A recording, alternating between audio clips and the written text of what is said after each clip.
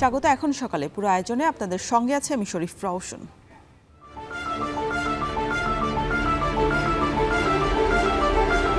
বৈদেশিক ঋণ যদি আপনি বাজেট সাপোর্টের জন্য নেন আমার কোনো অতটা ইয়ে না।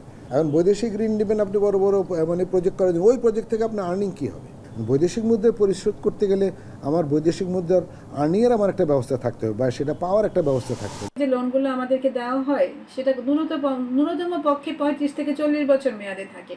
তো এই দীর্ঘমেয়াদে সোফারের রেট কী দাঁড়াবে সেটা নিয়ে এখনই আসলে অ্যানালাইসিস করার সময় না। অনিবার্য ডলার সংকট এড়াতে অন্তর্বর্তী সরকারকে সাহায্যের হাত বাড়িয়ে দিয়েছে দাতা সংস্থা ও উন্নয়ন সহযোগী দেশগুলো। এরই মধ্যে $12 বিলিয়ন ঋণ সহায়তার প্রতিশ্রুতি পাওয়া গেছে, যা দিয়ে আগেকার ঋণের দায় শোধ নয় বরং জনকল্যাণে অর্থ ব্যয় করার পরিকল্পনা সরকারের। এ নিয়ে প্রতিবেদন রয়েছে এখন সকালে।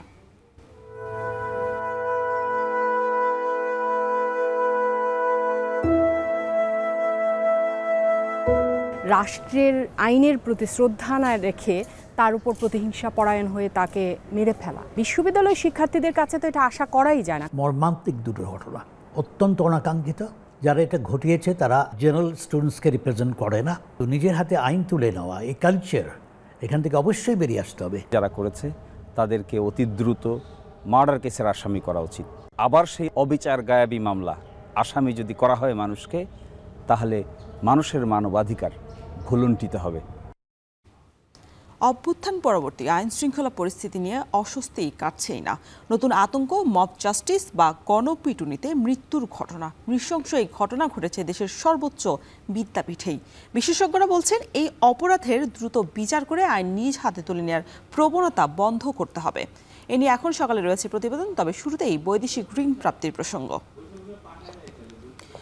আর্থিক খাত সংস্কার ও উন্নয়ন প্রকল্প সহ প্রায় $12 বিলিয়ন রয়েছে পাইপলাইনে। বিশ্ববাজারে এখন ঋণের নতুন সুদের হার মোটেও স্বস্তিদায়ক নয়, কিন্তু প্রতিশ্রুত ঋণের অর্থ দিয়ে বরং দায় পরিশোধ নয় বাংলাদেশ করবে না, বরং ঋণের অর্থ সর্বোচ্চ কল্যাণ ও লাভজনক উপায়ে ব্যবহার করতে চায় বাংলাদেশ ব্যাংক। বাকিটা জানাবেন সেলিয়া সুলতানা।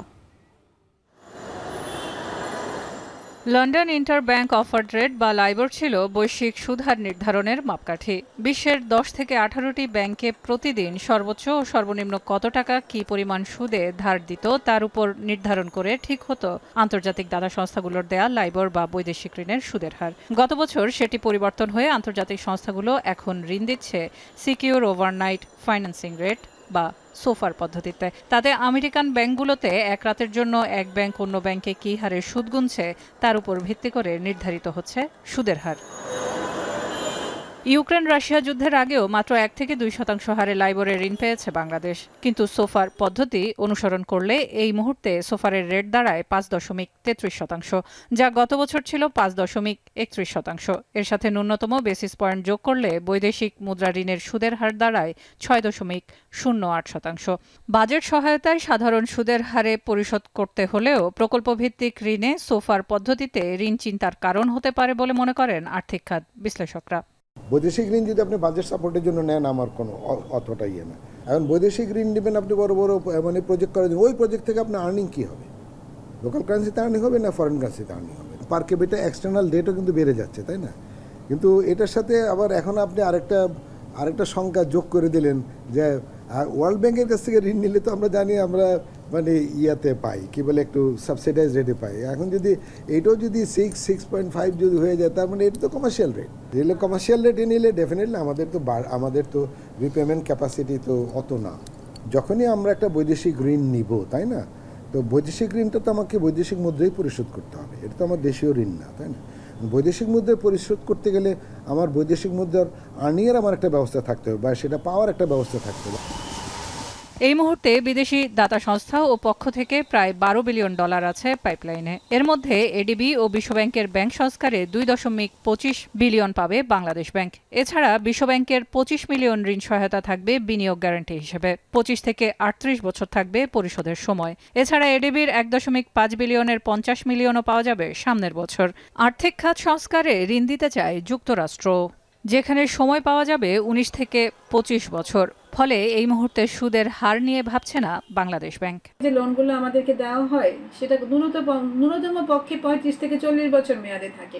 তো এই দীর্ঘমেয়াদে সোফার রেট কি দাঁড়াবে সেটা নিয়ে এখনই আসলে অ্যানালাইসিস করার সময় না। আমরা যদি বলি যে এটা খুব এক্সপেন্সিভ হবে বা আমাদের জন্য খুব এটা নেওয়া ঠিক হবে না, তাহলে এই মুহূর্তে এটা অ্যানালাইসিস করা যাবে না, কারণ এই 30 বছর বা 35 বছর সময়ে সোফারের রেট লাইবরের মতো 1%-এর নিচেও যাওয়ার সম্ভাবনা থাকে, কারণ এটা তো বাজারকে ক্যাপচার করে। তবে সব ঋণ দিয়ে দায় পরিশোধ করা হবে না, বরং গ্যারান্টি হিসেবে ব্যবহার হলে বৈশ্বিক বাজারে যে মূল্যে জ্বালানি কেনা হয় তার চেয়ে কম দামে জ্বালানি নিশ্চিত করার পরিকল্পনা রয়েছে বাংলাদেশ ব্যাংকের, যা শিল্প ও বিনিয়োগ খাতে জ্বালানি সরবরাহ উৎপাদন বাড়াতে সহায়ক হবে। উপকারভোগী হবে সাধারণ মানুষ। গ্যারান্টি ফ্যাসিলিটিটা দেখে যারা আমাদের কাছে তেল বা এনার্জি সংক্রান্ত বিষয় যে কমোডিটিগুলো থাকে এগুলো যারা বিক্রি করেন তারা ওই স্পট মার্কেটের হাই রেটটা নেবেন না। সেই ক্ষেত্রে ওনারা হয়তো মাল্টি ইয়ার একটা প্রাইস ধরবেন, যেটাতে আমরা কি করব, কস্ট অফ সাপ্লাইয়ের ক্ষেত্রে কিছুটা আমরা গেইন করতে পারবো।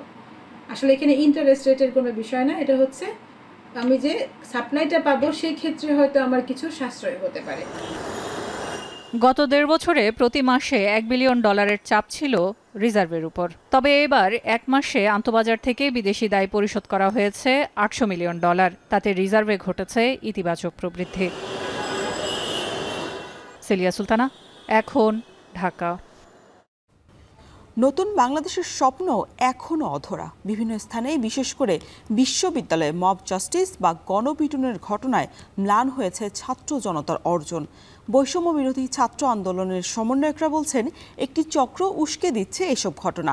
আর বিশেষজ্ঞদের মতে এ ধরনের অপরাধে দোষীদের দ্রুতই বিচার করতে হবে, যেন অন্যরা পুনরায় মব জাস্টিস সংগঠনের সাহস না পায়। বাকিটা জানাবেন শাহাদাত অভ্র।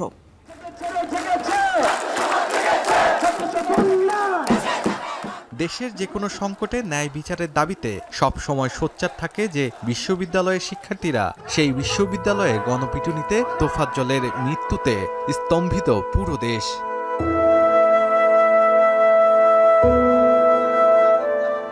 পাঁচই আগস্টের পর নতুন বাংলাদেশের স্বপ্ন সবার চোখে। তখন কি বার্তা দেয় এমন মৃত্যু?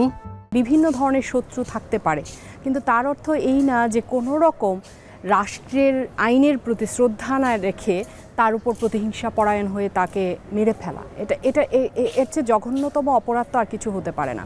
আর বিশ্ববিদ্যালয়ের শিক্ষার্থীদের কাছে তো এটা আশা করাই যায় না। আমার বিশ্ববিদ্যালয়ের শিক্ষার্থীরা হত্যাকারী, সেটা শুনতেও আমাদের কারো ভালো লাগছে না তো। ঢাকা বিশ্ববিদ্যালয় তো আমাদের সবার কাছে একটা সম্মানের জায়গা, ঠিক একইভাবে জাহাঙ্গীরনগর বিশ্ববিদ্যালয়। বিশ্লেষকরা বলছেন গণপিটুনিতে হত্যার সব ঘটনা মর্মান্তিক ও অগ্রহণযোগ্য। কোনো সভ্য সমাজে এমন ঘটনা ঘটতে পারে না।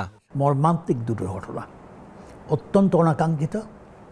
যারা এটা ঘটিয়েছে তারা, আমার বিশ্বাস, তারা জেনারেল স্টুডেন্টসকে রিপ্রেজেন্ট করে না, very small group of people. তাদেরকে আইনের আওতায় আনতেই হবে। আইন নিজের হাতে তোলার কোনো সুযোগ নাই। এই জিনিসগুলোকে ইনভেস্টিগেট করে তারাই করবে, কিন্তু নিজের হাতে আইন তুলে নেওয়া, এই কালচার এখান থেকে অবশ্যই বেরিয়ে আসতে হবে। যারা করেছে তাদেরকে অতি দ্রুত মার্ডার কেসের আসামি করা উচিত, অ্যারেস্ট করা উচিত এবং বিচারের মুখোমুখি করা উচিত। এবং এই বিচার এত দ্রুত করা উচিত যেন সকলের জন্য একটা দৃষ্টান্ত স্বরূপ হয়ে থাকে। অতীতের রাজনৈতিক পরিচয়ের কারণে অত্যাচার নির্যাতনের ঘটনা ঘটেছে। নতুন বাংলাদেশে এমন ঘটনা কোনোভাবেই কাম্য নয়। এর পুনরাবৃত্তি বন্ধে জড়িতদের দ্রুত সময়ে বিচারের আওতায় এনে ন্যায় বিচার নিশ্চিত করতে হবে। আবার সেই অন্যায়, অত্যাচার, অবিচার গায়াবী মামলা আসামি যদি করা হয় মানুষকে, তাহলে মানুষের মানবাধিকার ভুলুণ্ঠিত হবে। এতে নতুন বাংলাদেশের কনসেপ্ট মুখ থুবড়ে পড়বে। এমন পদক্ষেপ নিতে হবে যেন এই ধরনের ঘটনা একটিও ঘটতে না পারে। আর যদি ঘটেও কোনোটা, তড়িৎ গতিতে আইনের আওতায় এনে বিচারের মুখোমুখি করা উচিত। এবং বিচারটাও যেন দীর্ঘসূত্রিতায় না হয় সেটাও খেয়াল করা উচিত, যেন মানুষ বুঝতে পারে নতুন বাংলাদেশ আসলেই নতুন। ঢাকা বিশ্ববিদ্যালয়ে 6 জনকে গ্রেফতার করা হয়েছে, প্রপারলি ইনভেস্টিগেট করা হবে বলে আমি বিশ্বাস করি। যে তোমার ইনকোয়ারি কমিটি যেটা গঠন করেছে ঢাকা বিশ্ববিদ্যালয় কর্তৃপক্ষ, তারাও এটাকে গভীরভাবে তদন্ত করবে। At the end of the day definitely যারা দোষী তারা বেরিয়ে আসবে। হঠাৎ করেই একের পর এক গণপিটুনিতে হত্যার ঘটনার পেছনে একটি সংঘবদ্ধ চক্র রয়েছে বলে অভিযোগ বৈষম্য বিরোধী ছাত্র আন্দোলনের এই সমন্বয়কের। এই যে মবক্রেসি চলতেছে তার মধ্যে অন্যতম বড় ইন্ধনদাতা হচ্ছে এই ফ্যাসিস্টের যেই অংশটা বাংলাদেশ এখন রয়ে গেছে, এই আওয়ামী লীগের দোসর। বৈষম্য বিরোধী ছাত্র আন্দোলন শুরু থেকেই এই জিনিসটা খুবই গ্রেভলি কনসার্নে নিয়েছে। 5 তারিখ দিবাগত রাত থেকেই এই মব জাস্টিস বা মব ক্রাইম যেটাকেই বলেন না কেন সেটাকে কিন্তু বন্ধ করার জন্য তারা হচ্ছে বিভিন্ন কার্যকরী পদক্ষেপ কিন্তু নিয়ে এসেছে। নিরপরাধ যেন সেখানে শাস্তি না পান এবং অপরাধের মাত্রা অনুযায়ী যেন সেটাকে বিচার করা হয়। যারা সমন্বয়কারী তারাও এটাকে দারুণভাবে নিন্দা করেছে, তাদের রিয়াকশন এক্সপ্রেস করেছে ফেসবুকে সাফিসিয়েন্টলি। তারা কিন্তু এবং তার অন্যান্য সংগঠনও বলছে এটাকে নিন্দা করছে। This is good sign, but at the same time যে স্মল কমিউনিটি এটা করলো, they must be brought to book. এই চক্রকে প্রতিহতে ব্যর্থ হলে নতুন বাংলাদেশের স্বপ্ন অধরাই থেকে যাবে বলে মনে করেন তিনি। শাহাদাত আফরো, এখন, ঢাকা। সাম্প্রতিক বন্যায় বিপর্যস্ত হয় উপকূলীয় জনপদ নোয়াখালী। বন্যার পানি কমলেও কোনো কোনো এলাকা থেকে এখনও কমেনি পানি। এ কারণে দুর্ভোগ যেন শেষই হচ্ছে না এই জনপদের মানুষের। বন্যার পানিতে ভেসে গেছে অনেকের বসতঘর, সব হারিয়ে নিঃস্ব হয়ে পড়েছে না অনেকেই। নোয়াখালী থেকে ইমরান হোসেনের ছবিতে বাকিটা জানাবেন নাসিম শুভ। নোয়াখালী সদর উপজেলার 30 বছর বয়সী মনির হোসেন। মাসখানেক আগে বন্যার শুরুর দিকে তার ঘরে পানি ওঠে। এরপর স্ত্রী আর 2 সন্তানকে নিয়ে আশ্রয় নেন অন্যের বাড়িতে। বর্তমানে বিভিন্ন এলাকা থেকে বন্যার পানি কমলেও তার বাড়িতে কমেনি, তাই এখনও পরিবার নিয়ে অন্যের বাড়িতেই থাকতে হচ্ছে মনিরকে। তবে পানি কমলেও বিধ্বস্ত বাড়িতে কিভাবে থাকবেন তা নিয়ে শঙ্কায় তিনি। পানি যখন টান দিচ্ছে তখন আমার ঘর বাড়ি সব ভাঙে পড়ে গেছে। এখন ডেলি আসি যায়, কিন্তু পানি শুকাইছে সামান্য এখনো আছে। এখন তো ঘরটা ঠিক করবো এরকম কোনো ব্যবস্থা নেই। একই চিত্র নোয়াখালীর 8টি উপজেলার অধিকাংশ এলাকার। বন্যার পানি কিছুটা কমতে শুরু করলেও এখনও বসবাসের উপযোগী হয়নি বেশিরভাগ ঘরবাড়ি। আর যেসব জায়গায় পানি কমেছে সেগুলোও থাকার অনুপযোগী হয়ে পড়েছে। ঘর দুয়ার সব সমস্যা, আমরা আছে চাল বেল বেগিন সব ভাঙ্গি চুরি তুফানে তাফানে। কিছু নষ্ট হয়েছে, এগুলো মেরামত করতেছে। গাছ গাছার ডেলা ডুলা ঘরের ভিতরে পানি টানি এগুলো নিয়ে অনেক কষ্ট করতেছে বাচ্চা নিয়ে। এখনও জলমগ্ন কবিরহাট উপজেলার নরোত্তমপুর, সুন্দরপুর, সদর উপজেলার নেওয়াজপুর, অশ্বদিয়া, কাদির হানিফ, দাঁতপুর, চরমটুয়া ও নোয়াখালী পৌরসভার বিভিন্ন এলাকা। এসব এলাকার বাসিন্দাদের এখনও চলাচল করতে হচ্ছে নৌকায়। পানি এখনো কোথাও গিরা সমান আছে, কোথাও মালদা সমান আছে।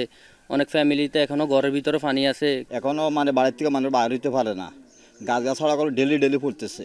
হাট বাজার করতে পারে না, চাউল আনতে পারে না, ডাল টাল বাচ্চা করলে খাইতে পারি না, বহুত আমাকে সমস্যা। হিউজ বন্যা হয়েছে, এটা এরকম আর বয়সে আমি দেখি না, ধরেন আর 70-80 বছর বয়স হয়েছে, আর এরকম বন্যা আর দেখি না। এদিকে দুর্গত এলাকায় ইতোমধ্যেই মাঠ পর্যায়ে তালিকা তৈরির কাজ শুরু করেছে প্রশাসন। দ্রুত সময়ে ক্ষতিগ্রস্তদের পুনর্বাসন করা হবে বলছেন জেলা প্রশাসক। বন্যার পরে পুনর্বাসন কার্যক্রমের লক্ষ্যে যে সার্ভে আমরা পরিচালনা করব সেটা নিয়েও আমাদের সিদ্ধান্ত হয়েছে এবং তার পরবর্তীতে জিও এবং এনজিও মিলে কী কার্যক্রম গ্রহণ করা হবে পরিকল্পনার মাধ্যমে সেটা আমরা গ্রহণ করব। নোয়াখালী জেলায় এখনও আশ্রয় কেন্দ্রে রয়েছেন অন্তত 35,000 মানুষ, আর বিভিন্ন উপজেলায় পানিবন্দী প্রায় 12 লাখের বেশি মানুষ। এখন নোয়াখালী। শরীয়তপুরে পদ্মার ভাঙনে দিশেহারা নদী পাড়ের মানুষ। প্রতিদিনই ভাঙছে ফসলি জমি, বসত ভিটা সহ বিভিন্ন স্থাপনা। এরই মধ্যে ভাঙনের শিকার হয়ে নিঃস্ব হয়েছে 2 শতাধিক পরিবার। খোলা স্থানে প্রতিকূল পরিবেশে দিন পার করছেন ভাঙন কবলিতরা। দেখা দিয়েছে খাদ্য ও বিশুদ্ধ পানির সংকট। সজীব খানের ক্যামেরায় কাজী মনিরুজ্জামানের প্রতিবেদন। উত্তাল পদ্মা, আছড়ে পড়ছে ঢেউ। ভাঙনের হাত থেকে রক্ষা পাওয়া মালামাল নিয়ে আশ্রয় নিতে হচ্ছে নদী পাড়ে। এমন চিত্র শরীয়তপুরের জাজিরার পদ্মার মধ্যবর্তী চর পাইনপাড়ায়।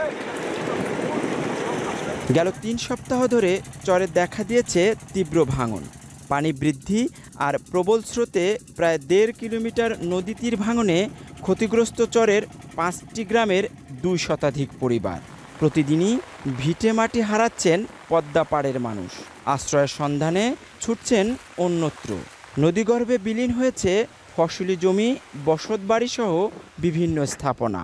হুমকিতে ২টি প্রাথমিক বিদ্যালয়, মসজিদসহ বহু স্থাপনা। ভাঙন আতঙ্কে চরের অন্তত ৩ শতাধিক পরিবার। থাকার মতো কোনো জায়গা নাই, ঘর নাই, কিছুই নেই। আমরা সব রাস্তাঘাটে আছি, ভাঙনে ভেঙে যাচ্ছে, এখন থাকার কোনো প্রকারে সম্ভব না। এখন আমরা যে যেখানে পাইতেছে সে আশ্রয় গভর্নমেন্ট সাহায্য করছি, আর ওখানে আমার বাড়ি করে নিয়ে যায়, ও আমাকে দেখে না। দিত আমরা থাকতে পারতাম। এক সময় ৮ বিঘা জমি আর সহায় সম্পদ সবই ছিল প্রবীণ এই দম্পতির। নদী ভাঙনের শিকার হয়ে সব হারিয়ে নিঃস্ব হয়ে বাস করছেন খুপরি এই ঘরে। তাদের মতো নদী ভাঙনের শিকার হয়ে অন্তত ২ শতাধিক পরিবার এরকম খোলা স্থানে বসবাস করছেন। ভাঙনের শিকার ২ শতাধিক পরিবার নদী পাড়ি দিয়ে আশ্রয় নিয়েছেন মাঝিরঘাটের বাংলাদেশ সেতু কর্তৃপক্ষের অলস পড়ে থাকা জমিতে আর পাশের বালুর মাঠে। প্রতিদিনই দীর্ঘ হচ্ছে আশ্রয়হীন মানুষের তালিকা। এত সব পরেও সরকারি বা বেসরকারি কোনো প্রতিষ্ঠানই সহায়তা নিয়ে পাশে দাঁড়ায়নি অভিযোগ ভাঙনে ক্ষতিগ্রস্ত পরিবারগুলোর। আগে এক সময় সবই ছিল, বাড়িঘর ছিল, জায়গা জমি ছিল, আমি নিশ্চয় হয়ে গেছি। যখন বৃষ্টি আমাকে রান্না বান্না বন্ধ হয়ে যায়, মানে অনেক কষ্ট করে আমাদের চলতে হয়, কোনো সহযোগিতাও আমাদের কেউ করেনি। রোজরে উঠলে তাপের চলে এই ঘরে থাকতে পারি না, বাইরে জায়গা। ক্ষতিগ্রস্তদের সহায়তার আশ্বাস দিয়েছেন জাজিরা উপজেলার নির্বাহী কর্মকর্তা। আর পানি উন্নয়ন বোর্ড বলছে পানি কমলে বরাদ্দ সাপেক্ষে ভাঙন রোধে ব্যবস্থা নেওয়া হবে। আমরা এটা পর্যবেক্ষণ করছি, নদী ভাঙন যারা ক্ষতিগ্রস্ত পরিবার তাদেরকে সরকারি সহায়তা হিসেবে চাল প্রদান করা হয়েছে, আর অস্থায়ীভাবে এই পারে তাদেরকে থাকতে দেওয়া হয়েছে। ঊর্ধ্বতন কর্তৃপক্ষের নিকট অর্থ বরাদ্দ চেয়ে পত্র দিয়েছি। যদি অর্থ বরাদ্দ পাওয়ার সাপেক্ষে আমরা আগামী শুকনো মৌসুমে পাইনপাড়া এলাকা নদী ভাঙনের প্রতিরোধের জন্য প্রয়োজনীয় ব্যবস্থা নিতে পারব। তবে পদ্মার ভাঙন কবলিত মানুষের দাবি আশ্বাসে সীমাবদ্ধ না থেকে দ্রুত পদক্ষেপ নিক কর্তৃপক্ষ। কারণ আয় রোজগার না থাকায় দুবেলা খাবার জোটানোই কঠিন হচ্ছে অনেকের জন্য। কাজী মনিরুজ্জামান, এখন শরীয়তপুর। নাটোরে বিদ্যুতের প্রিপেড মিটার নিয়ে অভিযোগের শেষ নেই গ্রাহকদের। নানা চার্জে নামে টাকা কেটে নেওয়ায় দিশেহারা জেলার অন্তত ৩২,০০০ গ্রাহক। প্রিপেড মিটার প্রতিস্থাপনের পর শুরু থেকেই অভিযোগ জানালেও আমলে নেয়নি কর্তৃপক্ষ। এমনকি বৈষম্য বিরোধী ছাত্র আন্দোলনের আলটিমেটামেও সমস্যার সমাধান করতে পারেনি বিদ্যুৎ সরবরাহ সংস্থা নেসকো। যদিও সংশ্লিষ্টদের দাবি এ বিষয়ে মন্ত্রণালয়ে চিঠি পাঠালেও আটকে আছে সিদ্ধান্ত। বিস্তারিত মাহবুব হোসেনের প্রতিবেদনে। নর্দার্ন ইলেকট্রিসিটি সাপ্লাই কোম্পানির বিদ্যুতের প্রিপেইড মিটারে গেল ৩ বছর ধরে বিভিন্ন চার্জের নামে কেটে নেওয়া হচ্ছে বাড়তি টাকা। এ নিয়ে একাধিকবার অভিযোগ দিয়েও মেলেনি সুরাহা। এছাড়া মিটারে রিচার্জও বেড়েছে ভোগান্তি। সব মিলিয়ে পাওনা পরিশোধ করতে গিয়ে হিমশিম খেতে হচ্ছে সাধারণ গ্রাহকদের। ১,০০০ ভরলে ৬০০ পাই, এভাবে মাসে মাসে ৪বার ৫বার, যেখানে আমার আগে বিল হয়তো ১,০০০ টাকা, এখন সেখানে ৩,০০০ টাকা পার হয়ে যায়, কিন্তু আমার মাস শেষ হয় না। পূর্বের যে মিটারটা ছিল ওই মিটারে ৫০০ টাকা তুললে আমাদের মাস যেত, আর এখন আমরা মিটারে ৫,০০০ ভরলেও আমাদের মাস যাচ্ছে না। আগেকার যে মিটারটা ছিল এই মিটারটাই আমরা চাই, এখনকার যে পরবর্তী যে মিটারটা দিছে এই মিটার আমরা চাই না। গেল ২০ আগস্ট নেসকোর প্রিপেইড মিটার বাতিল সহ ৯ দফা দাবি নিয়ে নির্বাহী প্রকৌশলীর কার্যালয় ঘেরাও করে নাটোরের বৈষম্য বিরোধী ছাত্র আন্দোলনের শিক্ষার্থীরা। এ সময় তাৎক্ষণিকভাবে ৭টি দাবি মেনে নেয় নেসকো কর্তৃপক্ষ। বাকি ২টি দাবি আদায়ে ৭ দিনের আলটিমেটাম দিলেও গেল ৩১ আগস্ট ফুরিয়েছে সময়, তবে মেলেনি কাঙ্ক্ষিত সমাধান। মিটারটা চেঞ্জ না হয় তো আমাদের আন্দোলনটা অব্যাহত থাকবে এবং সে পর্যন্ত আমরা মন্ত্রণালয়ের যে ফিডব্যাক তার জন্য আমরা অপেক্ষা করতেছি। নেসকো কর্তৃপক্ষ বলছে সমস্যার সমাধানে মন্ত্রণালয়ে চিঠি পাঠানো হয়েছে, সেখান থেকে সিদ্ধান্ত আসলে প্রিপেইড মিটার পরিবর্তন করে দেওয়া হবে। আমরা অফিসিয়ালি আমাদের নেসকো থেকে মিনিস্ট্রিকে লিখিতভাবে জানিয়েছি। এছাড়া ছাত্র জনতা জেলা প্রশাসনের মাধ্যমেও সরকারকে জানানোর পরিকল্পনা করছে। তো এই সিদ্ধান্ত মন্ত্রণালয় থেকে আসলে যে সিদ্ধান্তই আসবে সেটাই বাস্তবায়ন করা হবে। বর্তমানে নাটোর পৌরসভা এলাকায় নেসকোর আওতায় অন্তত ৩৪,০০০ গ্রাহক রয়েছে। এর মধ্যে প্রিপেইড মিটার ব্যবহার করেন অন্তত ৩২,০০০ গ্রাহক। এ অবস্থায় আবারও পোস্টপেইড মিটার প্রতিস্থাপনের দাবি স্থানীয়দের। মাহবুব হোসেন, এখন নাটোর। এখন সকালে নিচ্ছে একটা বিরতি, ফিরছে একটু পরেই, সাথেই থাকুন।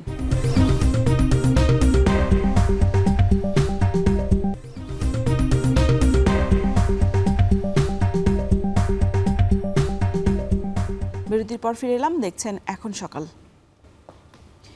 দেরিতে হলেও ভোলার মেঘনা ও তেঁতুলিয়া নদীতে দেখা মিলেছে ইলিশের। সপ্তাহের ব্যবধানে ইলিশের দাম কেজিতে ১০০ থেকে ১৫০ টাকা কমে বিক্রি হচ্ছে ১৫৫০ থেকে ১৬০০ টাকায়। কমেছে নদীর মাছের দামও, কিন্তু বরিশালের বাজারে তার কোনো প্রভাবই পড়েনি।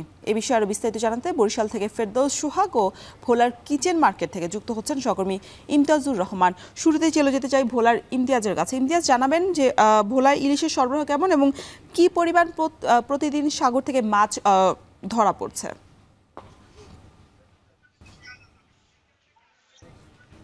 রওশন, মৌসুমের শুরুর দিকে ভোলার মেঘনা তেঁতুলিয়া নদীতে একরকম ইলিশ সহ নদীর মাছের অনেকটাই সংকট ছিল।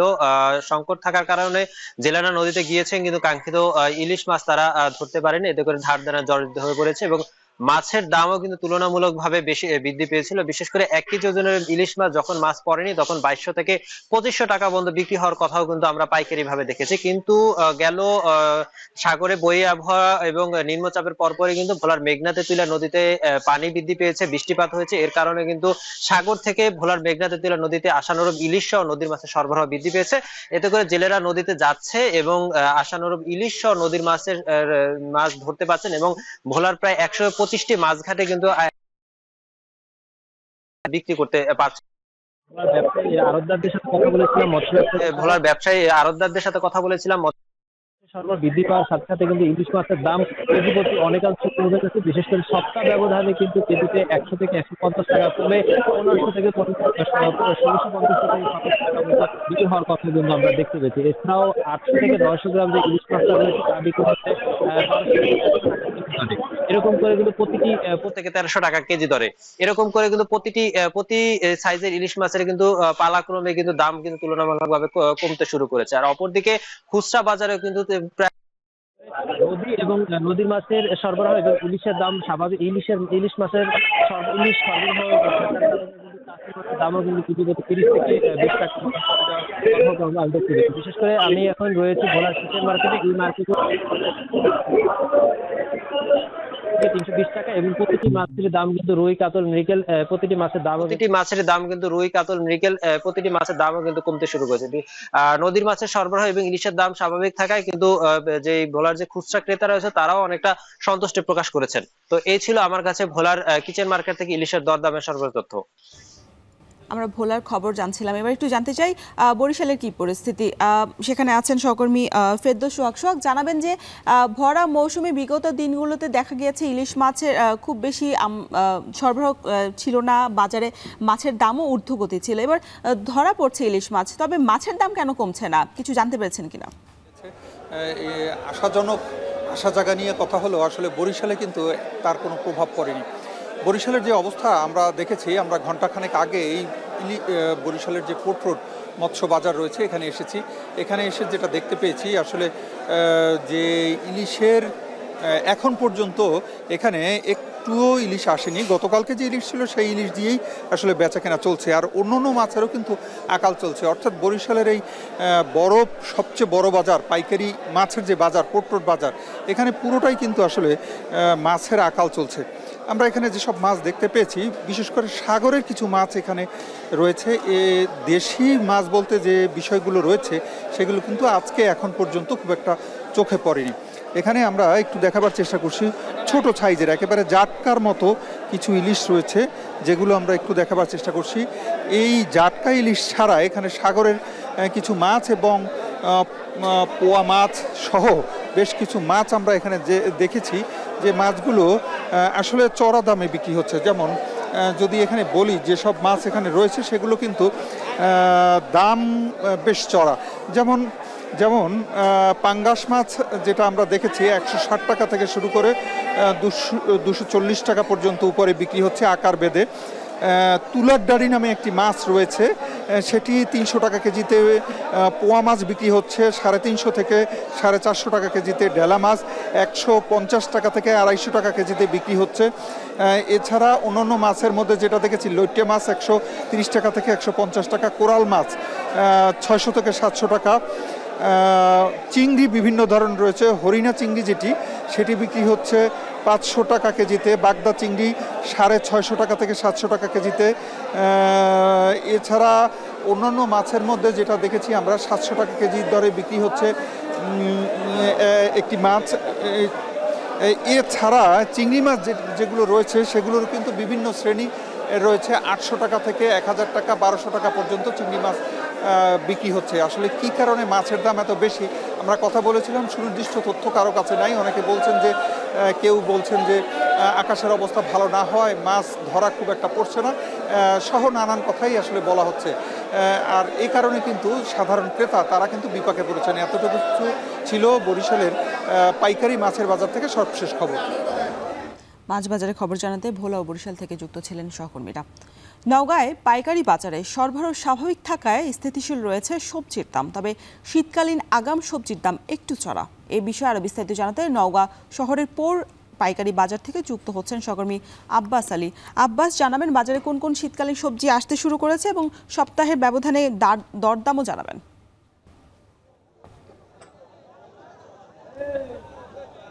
রওশন, পাইকারি বাজারে সবজির সরবরাহ স্বাভাবিক থাকায় দাম স্থিতিশীল রয়েছে, তবে শীতকালীন সবজি ফুলকপি বাজারে এসেছে, তবে দাম বেশ চড়া। প্রতি কেজি এই ফুলকপি বিক্রি হচ্ছে 80 টাকা। এছাড়া সজিনার দাম কিছুটা কমেছে, অর্থাৎ 10 থেকে 15 টাকা কমে বিক্রি হচ্ছে 90 টাকা কেজি। তবে বেগুনের দাম কিছুটা বেড়েছে, অর্থাৎ এক সপ্তাহের ব্যবধানে বলা যায় যে 15 টাকা বেড়ে বিক্রি হচ্ছে 55 থেকে 60 টাকা কেজি। তবে অন্যান্য যে সবজিগুলো রয়েছে সেই সবজিগুলো বাজারে মিলছে 20 থেকে 40 টাকার মধ্যে। আমি এখন অবস্থান করছি নওগাঁ পৌর পাইকারি বাজারে। এই বাজারটি মূলত ভোর থেকে শুরু হয় এবং আশপাশে যারা কৃষক রয়েছেন তারা এই বাজারে সবজি বিক্রি করার জন্য নিয়ে আসেন। এখানে মিষ্টি কুমড়া বিক্রি হচ্ছে 35 থেকে 40 টাকা কেজি, কাঁকরোল মূলা পাওয়া যাচ্ছে 40 টাকা কেজি, পটল করলা পাওয়া যাচ্ছে 30 টাকা কেজি এবং ঢেঁড়স বিক্রি হচ্ছে 25 থেকে 30 টাকা কেজি, পেঁপে পাওয়া যাচ্ছে 20 টাকা কেজি। আর শীতকালীন বলা যায় এবং গ্রীষ্মকালে সারা বছরই এই লাল শাক বা পুঁই শাক পাওয়া যায়, সেগুলো বিক্রি হচ্ছে 20 থেকে 25 টাকা কেজি। ডাটা বিক্রি হচ্ছে প্রতি পিস 3 থেকে 4 টাকায় এবং লাউ দাম কিছুটা চড়াই বলা যায়, যে প্রতি পিস বিক্রি হচ্ছে 35 থেকে 40 টাকা পিস এবং কুমড়া বিক্রি হচ্ছে 25 থেকে 30 টাকা পিস। আলু সে ঠিক আগের দামে বিক্রি হচ্ছে, দেশি হল্যান্ডার কাঠিনাল বিক্রি হচ্ছে 50 থেকে 58 টাকা কেজি এবং কাঁচা মরিচের দাম স্থিতিশীল বলা যায়, যে বিক্রি হচ্ছে 150 থেকে 160 টাকা কেজি। যেহেতু এটি পাইকারি বাজার আর এই বাজারের মূল যে ক্রেতা পাশেই রয়েছে খুচরা বাজার, তারা এখান থেকে এই সবজিগুলো কিনে নিয়ে গিয়ে প্রতি কেজিতে বলা যায় যে 10 থেকে 15 টাকা লাভে তারা বিক্রি করে থাকেন। আর একজন ক্রেতা যদি এখানে কিনতে চান সর্বনিম্ন তাকে 2.5 থেকে 5 কেজি পর্যন্ত কিনতে হবে। যেহেতু এখন স্থিতিশীল রয়েছে, সবজির উৎপাদনও ভালো রয়েছে, শীতকালীন আগাম সবজি আসলে হয়তো দাম কিছুটা আরো চড়া হতে পারে। এই ছিল আমার কাছে এই বাজার থেকে সবজি নিয়ে সবশেষ। নওগাঁয় সবজির বাজারের দাম দর জানাতে যুক্ত ছিলেন সহকর্মী আব্বাস আলী। রাজশাহীতে শখ থেকে বাণিজ্যিকভাবে ক্যাকটাস ফার্ম করেছেন পুলিশ কর্মকর্তা তৌহিদুল ইসলাম।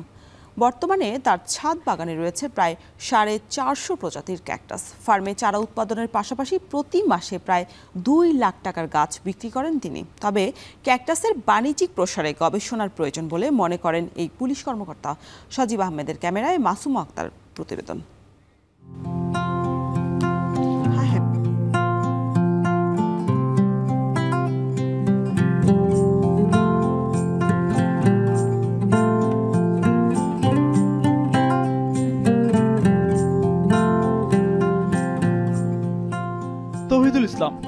পেশায় পুলিশ কর্মকর্তা, পাশাপাশি ক্যাকটাস নিয়ে রয়েছে তার বিশেষ আগ্রহ। তাই বাড়ির ছাদে গড়ে তুলেছেন ক্যাকটাস ফার্ম, যেখানে শোভা পাচ্ছে বিভিন্ন দেশ থেকে সংগ্রহ করা প্রায় 450 প্রজাতির ক্যাকটাস গাছ।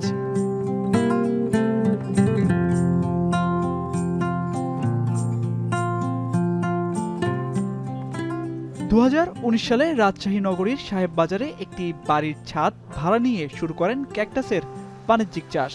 3টি আলাদা শেডে রয়েছে প্রায় 30 থেকে 40 লাখ টাকার ক্যাকটাস গাছ। প্রতিটি গাছের দাম 20 থেকে 40 হাজার টাকা। আমার এই ফার্মে প্রায় আপনার 450 প্লাস ভ্যারাইটি আছে এবং এখানে প্রায় আমার যেহেতু অনেক দিনের এটা বাগান, আমার এখানে প্রায় 4000-এর উপরে মাদার গাছ আছে।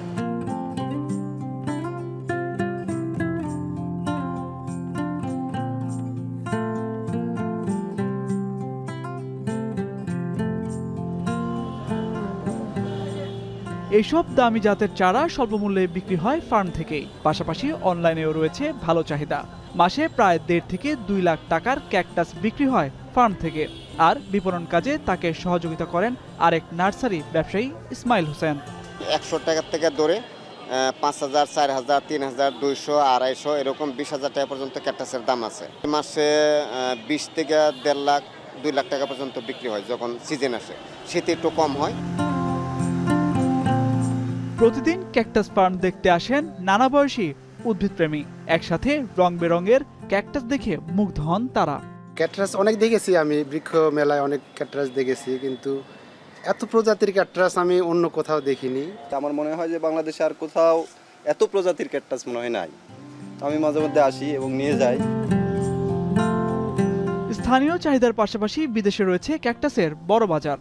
তাই ক্যাকটাসের বাণিজ্যিক চাষ হতে পারে একটি সম্ভাবনাময় শিল্প। সেক্ষেত্রে ক্যাকটাস নিয়ে বৃহৎ পরিসরে গবেষণার প্রয়োজন আছে বলে মনে করেন তহিউল ইসলাম। আমাদের কিছু সমস্যায় পড়তে, এই সমস্যাগুলো আমাদের মনে হয় যে সরকারিভাবে কৃষি গবেষণা ইনস্টিটিউটগুলো যদি আমাদের পাশে দাঁড়ায়, তাহলে আমাদের এই সমস্যাগুলো থেকে আমরা উত্তরণ পাবো এবং আমরা ক্যাকটাসের ক্ষেত্রে একটা বিপ্লব ঘটাতে বাংলাদেশে সফল হব। ক্যাকটাসের প্রতি ভালোবাসা থেকেই ভবিষ্যতে নিজ উদ্যোগে একটি ক্যাকটাস পার্ক গড়ে তোলার স্বপ্ন দেখেন এই পুলিশ কর্মকর্তা। এখন রাজশাহী। এখন সকালে নিচ্ছে আরো একটা বিরতি, ফিরছে একটু পরেই।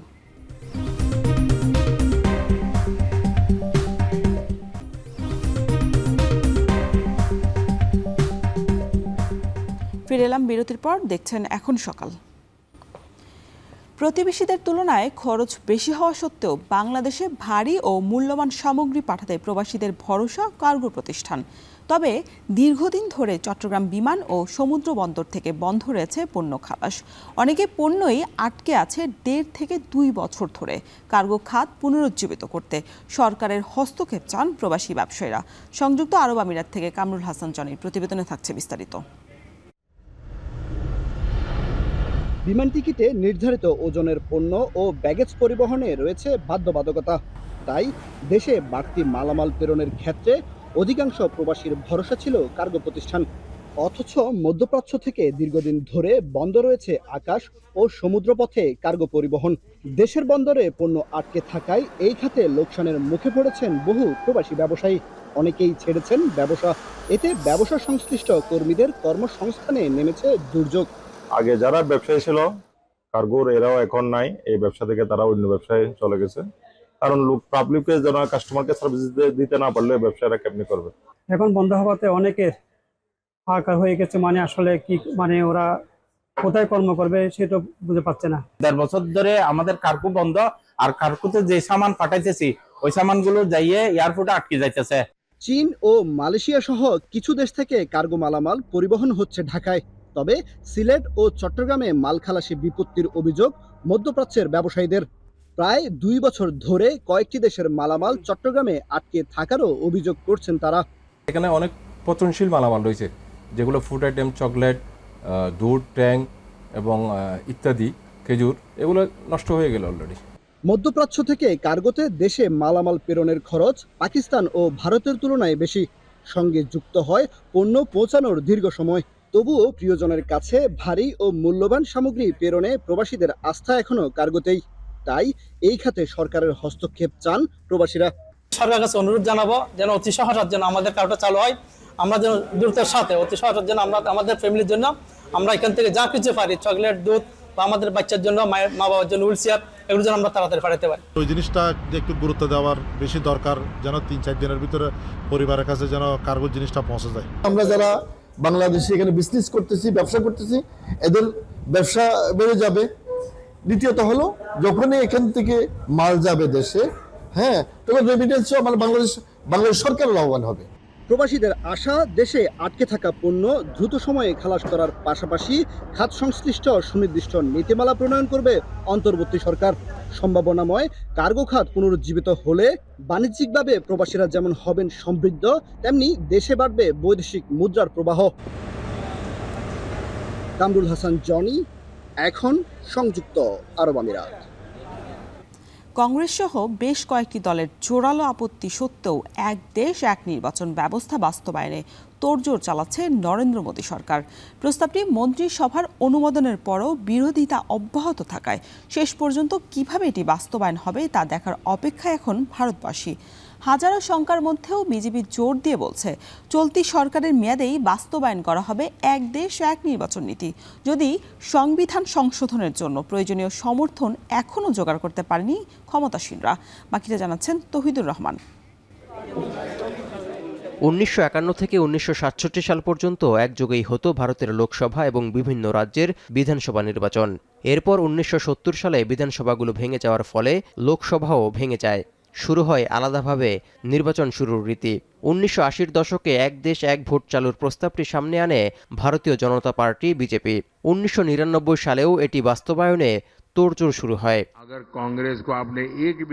2014 সালে নরেন্দ্র মোদী ক্ষমতায় আসার পর সেই গতি আরও বেগবান হয়।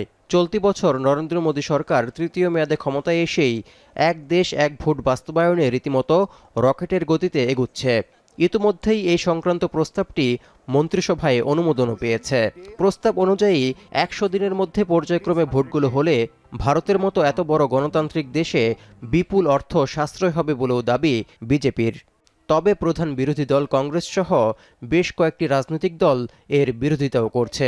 নিজেদের ক্ষমতার দাপট বাড়াতেই ভারতের যুক্তরাষ্ট্রীয় কাঠামো ভেঙে দেওয়ার ছক আঁকছে বিজেপি, এমনটাই অভিযোগ তাদের। किस तरह से कीजिएगा आप वन नेशन वन इलेक्शन? ये सारे शिगुफे हैं आपका ध्यान भटकाने के लिए। आपका ध्यान भटक सकता है, हमारा नहीं भटकेगा। सारी चीजें जो मोदी सरकार करती है ये ध्यान बटाने का, सिर्फ ध्यान मुद्दों से भंग करने का तरीका मात्र है। এত বিরোধিতা উপেক্ষা করেও যেহেতু মোদী সরকার এক দেশ এক ভোট বাস্তবায়নে নাছোড়বান্দা হয়ে উঠেছে, সেক্ষেত্রে প্রশ্ন উঠেছে এটি কার্যকরে কিভাবে এগোবে বিজেপি সরকার। এমন উত্তর খুঁজতে গিয়ে দেখা যায় নীতিটি চালু করতে গেলে সবার আগে সংবিধান সংশোধন করা বাধ্যতামূলক। এর জন্য দরকার বিলের পক্ষে 2/3 সমর্থন, যা এখনও জোগাড় করতে পারেনি বিজেপি। এমনকি সংবিধান সংশোধনে রাজ্য ও কেন্দ্রশাসিত বিধানসভায় প্রস্তাবটি পাশ করাও বাধ্যতামূলক। এদিকে এক দেশ এক ভোট প্রক্রিয়া এগিয়ে নিতে পার্লামেন্টের আসন্ন শীতকালীন অধিবেশনে এ সংক্রান্ত বিলটি তোলা হতে পারে বলেও আভাস মিলছে। এর আগে ভারতের সাবেক প্রেসিডেন্ট রামনাথ কোবিন্দের নেতৃত্বে উচ্চ পর্যায়ের একটি কমিটি একযোগে নির্বাচন আয়োজনের উপর প্রতিবেদন জমা দিলে প্রস্তাবটি কেন্দ্রীয় মন্ত্রিসভায় অনুমোদন পায়। কিন্তু এটি শেষ পর্যন্ত আলোর মুখ দেখে কিনা তা নিয়ে শঙ্কায় রয়েছেন অনেক ভারতীয়। এই অবস্থায় ভারতের কেন্দ্রীয় তথ্য ও সম্প্রচার মন্ত্রী অশ্বিনী বৈষ্ণব দাবি করেছেন প্রস্তাবটি বাস্তবায়নে বেশিরভাগ রাজনৈতিক দলের সমর্থন পেয়েছে তারা। এমনকি পরামর্শ কমিটি কাজ শুরু করার পর জরিপে অংশ নেওয়া 80% বেশি মানুষ এ প্রস্তাবের পক্ষে ইতিবাচক সমর্থন দিয়েছেন বলেও দাবি করেন তিনি। जो कमेटी के रिकमेंडेशंस हैं उनको पूरे देश भर में डिस्कशन किया जाएगा और सभी नौजवानों को, सभी जो इंडस्ट्री बॉडीज़ हैं, हर एक तरह के जो सोशल ग्रुप्स हैं, उन सब का हम आह्वान करते हैं कि आप सभी इस पॉइंट को डिटेल में डिस्कस कीजिए, साइंटिफिक वे में डिस्कस कीजिए, कैसे वन नेशन वन इलेक्शन से इकोनॉमी को फ़ायदा होगा, उन सब के ऊपर डिस्कशन करें और एक इम्प्लीमेंटेशन ग्रुप उसके बाद में क्रिएट किया जाएगा, जिससे जो लीगल प्रोसेसेस हैं। এদিকে কেন্দ্রীয় স্বরাষ্ট্রমন্ত্রী অমিত শাহ জোর দিয়ে বলেছেন এনডিএ সরকারের বর্তমান মেয়াদেই কার্যকর হবে ওয়ান নেশন ওয়ান ইলেকশন ব্যবস্থা। তৌহিদুর রহমান, এখন বিশ্ব। ইউরোপের মধ্যাঞ্চলে কয়েক দশকের মধ্যে ভয়াবহ বন্যার কারণ কৃষ্ণ ও ভূমধ্যসাগরে পানির তাপমাত্রা বৃদ্ধি পেয়েছে। বিজ্ঞানীরা বলছেন সমুদ্রপৃষ্ঠে তাপমাত্রা বৃদ্ধির প্রভাবে বাতাসে আর্দ্রতা বৃদ্ধি পায়। সেই আর্দ্রতা বিস্তীর্ণ অঞ্চল পাড়ি দিয়ে উঁচু পাহাড় কিংবা শীতল বাতাসের বাধায় বৃষ্টি হয়ে ঝরে পড়ার চক্র চলতে থাকলে ভবিষ্যতে তুষারপাত আরও কমবে, বাড়বে বৃষ্টি ও বন্যা। আরও জানাচ্ছেন নুজহাত কামাল। কয়লা, তেল আর গ্যাস পোড়ানোর কারণে বিশ্ব ক্রমশ উত্তপ্ত হয়ে উঠছে বলে 1990-এর দশক থেকেই সতর্ক করছিলেন জলবায়ু বিজ্ঞানীরা। সে সতর্কতা আরও প্রাসঙ্গিক হয়ে উঠেছে চলতি সপ্তাহে। গত কয়েকদিনে ইউরোপের বড় অংশ জুড়ে বন্যার তীব্রতা ভয়াবহ রূপ নেওয়ার কারণ হিসেবে মনে করা হচ্ছে জলবায়ু পরিবর্তনের প্রত্যক্ষ প্রভাবকে। Climate change is making the atmosphere warmer and moisture, and thereby also amplifies the intensity of such extreme rainfall events. প্রলয়ঙ্কারী দুর্যোগ ধ্বংসলীলা চালিয়েছে রোমানিয়া থেকে শুরু করে হাঙ্গেরি, অস্ট্রিয়া, চেক প্রজাতন্ত্র, পোল্যান্ড, জার্মানি, এমনকি সুদূর ইতালি পর্যন্ত। 2 দশকের সবচেয়ে ভয়াবহ বন্যার শিকার ইউরোপের মধ্যাঞ্চলের বাসিন্দারা। কৃষ্ণ ও ভূমধ্যসাগরে পানির তাপমাত্রা বাড়তে থাকায় সৃষ্ট অতিরিক্ত বাষ্প বাতাসে মিশে গিয়ে বাড়াচ্ছে আর্দ্রতা। এতে সামগ্রিকভাবে পরিবেশও উত্তপ্ত হয়ে উঠছে। বাতাসে বাড়তি আর্দ্রতার কারণে বাড়ছে ভারী বৃষ্টি। Also diese Wetterlagen, die sehen wir zwar immer wieder, aber die sind eher selten. Also dass die Tiefdruckgebiete aus dem Mittelmeerraum ostwärts an uns vorbeiziehen. Normal ist eben eher die vom Atlantik kommende Zugbahn über Mittel- und Nordeuropa. Dann der nächste Punkt ist, dass das Mittelmeer überdurchschnittlich warm ist. বিজ্ঞানীরা বলছেন এভাবে চলতে থাকলে অদূর ভবিষ্যতে বাতাসের আর্দ্রতা ও তাপমাত্রা বৃদ্ধির সঙ্গে পাল্লা দিয়ে কমবে তুষারপাত। With every degree of warming, the atmosphere can take up about 6 to 7% more moisture, can transport more moisture, and then also rain out more moisture when it hits the mountains or cold air. If the same event was going to happen, in the future, in an even warmer climate, the snow line would further increase, and there will be even more rain than snow, which would further amplify the floods.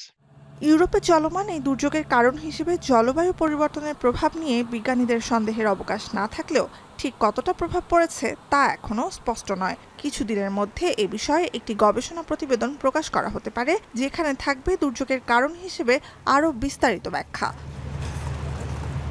Nuzhat Kamal, এখন বিশ্ব।